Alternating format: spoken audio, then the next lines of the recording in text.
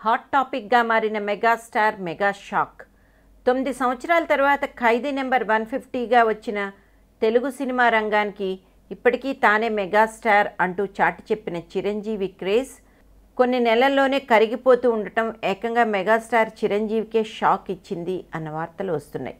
వెండితెర మీద తిరుగులేని హవా సాగించిన మెగాస్టార్ చిరంజీవికి బుల్లితెర మాత్రం కలిసి రాలేదు. ఈ ఏడాది మొదట్లో ప్రారంభమైన మీలో ఎవరు కోటీశ్వరుడు షో చిరంజీవి ఎన్ని ప్రయత్నాలు చేసినా రాణించలేదు. ఈ షోకు ప్రారంభం నుండి అతి తక్కువ టీఆర్పీ రేటింగ్స్ వచ్చినా పట్టించుకోకుండా ఏదో విధంగా స్టార్ మా టీవీ ఈ కార్యక్రమాన్ని అవమానం లేకుండా పూర్తి చేసింది. అయితే అదే స్టార్ మా టీవీకి చిరంజీవి వల్ల మరో అనుకోని షాక్ తగిలింది. గత నెల మే 28వ తారీఖు ఆదివారం రోజున మా టీవీ తమ ఛానల్లో ఖైదీ నెంబర్ 150 మూవీని ప్రీమియర్ షోగా మొట్టమొదటిసారి బుల్లితెరపై ప్రసారం చేశారు.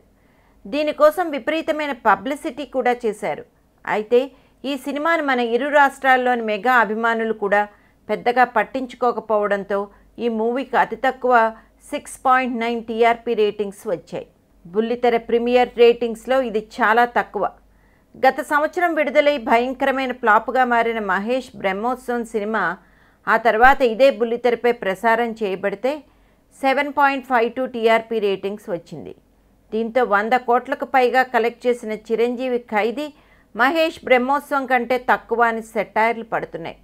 తీవ్రమైన పోటీ మధ్య స్టార్ మా టీవీ ఖైదీ నెంబర్ 150 బుల్లితెర హక్కులను 19 కోట్లకు కొనుక్కున్న నేపథ్యంలో ఇలా మొట్టమొదటి ప్రీమియర్ షో చతికిల పడటంతో మా టీవీ సంస్థకు ఖైదీ సినిమా వల్ల భారీ నష్టాలు వచ్చాయి అన్న వార్తలు ఇండస్ట్రీలో హల్చల్ చేస్తున్నాయి.